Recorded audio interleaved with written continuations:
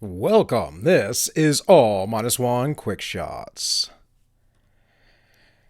Hey folks, it is February 22nd, 2021, and the nation is still experiencing the microwave 7-Eleven burrito.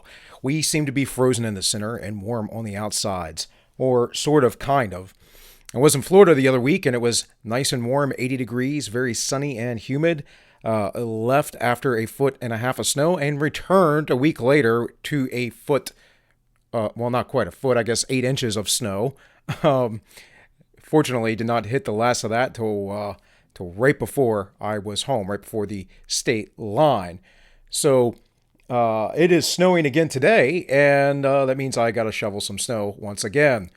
But no big deal. Par for the course living in this area. But other places in the United States that do not have the normal and regular infrastructure, the tax dollars sent to the government to be spent on items like snowplows, chemicals, salt, whatever else, they're having trouble, right? We all have heard this. We heard about the green energy production, the wind turbines that are frozen and not working, and just dozens of Texans out of luck, right?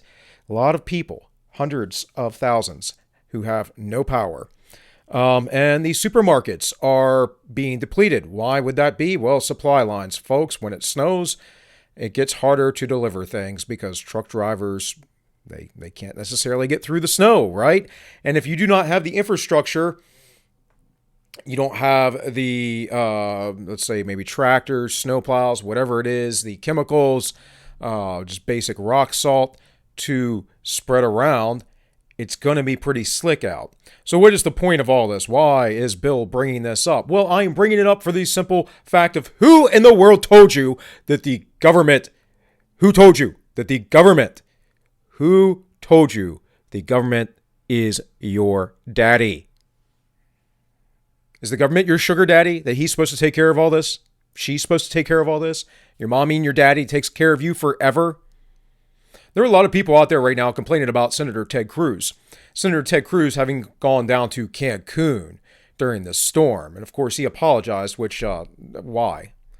Ted Cruz cannot do much of anything about any of this. And most of this is on the Texas state government, but really it is on the individual. Why are you not prepared? Why do you not have a backup generator? Maybe you didn't expect this thing to happen. Okay, well, I don't expect to get stranded by the side of the road, but I can tell you, I have emergency blankets, I have a shovel, I have supplies, I have a first aid kit. Maybe I'm just some crazy guy that used to be in the military, and I just think differently than the rest of you. Or maybe I actually have a practical view of the real world, and I mean that. Practical, as in I do not worry about things, but I prepare in case things do not go appropriately. Like, if you are in typical weather that is very hot all the time, all year round, and all of a sudden it's snowing, maybe you wouldn't have thought about it. But what about that emergency food? What about that extra emergency water?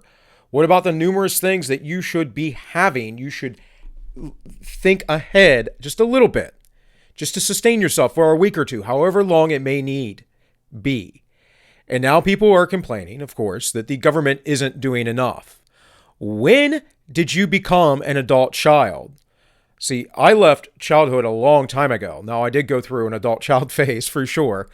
And, you know, I wish I hadn't. Life would have been much easier. It would have been much better.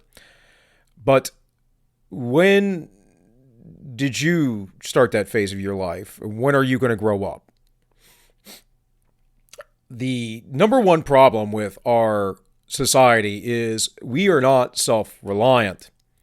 And this goes way, way, way down a rabbit hole because this goes all the way even to our own manufacturing. So this is on a corporate and governmental level as well as a personal level.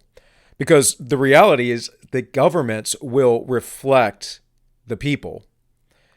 And so Breitbart had his famous phrase that the culture comes first and politics are downstream from culture, correct?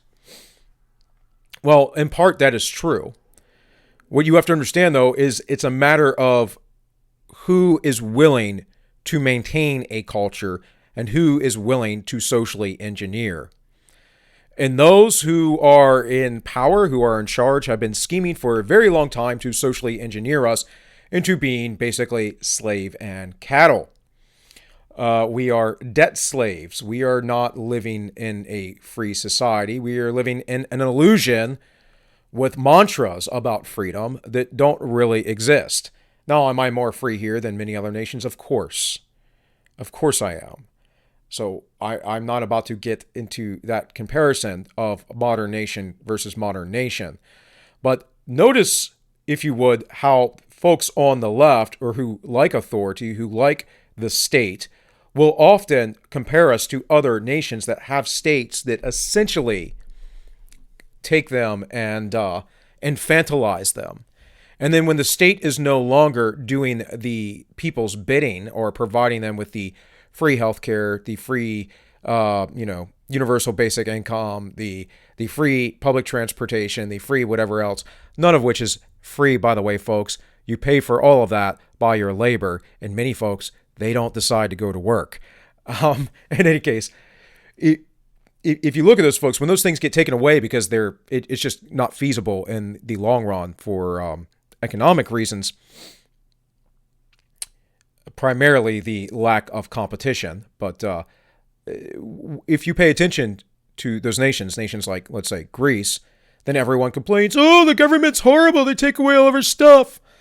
Look, I'm not saying Margaret Thatcher was a perfect PM, but there were some very hard calls that she had to make because in England at the time, the Labour Party, the Socialist Party in England, had been in control for so long that they were on the complete verge of bankruptcy. Their economy was being destroyed. And so to this very day, people think that she is absolutely evil for, basically stopping certain welfare payments and changing things around a bit. Now, of course, we could get into, foreign wars and whatever else if you want to talk about those things. But the point being is that once you give someone something, they tend to believe that they are entitled to it. And again, I just don't know where this mindset comes from. I talked about this last week, about this idea, this slave mindset, and how that you think you're free from it, but yet you keep coming back to it. There is only true freedom when you do what you wish to do when you wish to do it. There should be a limitation, of course, on that because of what we call, morals or ethics. But see, I choose to be a slave to Christ. I choose to follow Christ versus not be enslaved by things that are out of my control. I actually have taken control of my life and my actions and what I do. I've accepted personal responsibility and accountability. But I also know in my frailties and my weaknesses. But see, that is the other part of this, is that we all know we have frailties and weaknesses, which is why we enter collectives. Our families are collectives. Our communities are collectives. Our tribes, our local culture. And when you have folks dictating everything who live hundreds, if not thousands of miles away, who never will know you, really have no interest in you, who live a lifestyle far more lavish than you could probably possibly imagine, and you expect them to take care of you like you're their pet or one of their children, it's not going to work out too well. And you expect them to develop a culture for you, which doesn't necessarily align with where you grew up, how you grew up, the things that you believe in, it's probably not going to work out too well for you. So wherever this rant has gone, I started this out with the idea that it's snowing and people are in trouble. And I understand that we have those social safety nets. What I don't understand is why local communities and people aren't taking more responsibility. Because that's the only answer, the only solution to all of this stuff. Now, I know that some folks believe a little bit differently, but personally, Whether they come for us or not, it's the only way that we maintain a remnant. We maintain a folk that are rugged individualists, is that we escape and get away from this just ridiculous culture of selfishness, of need and want, of debt and slavery, of being lorded over by elitists. Very much so to the point where the New York Times just put out an article suggesting that you should not use your critical thinking skills and research on your own from original first sources and all that, right? You shouldn't be going to primary sources when you look into things. No, you must listen to the experts because you cannot decide for yourself. And folks, if that is the case, the Republic is truly, truly lost. But guys, that's all I have. This has been all -1 quick shots, and I wish you all well.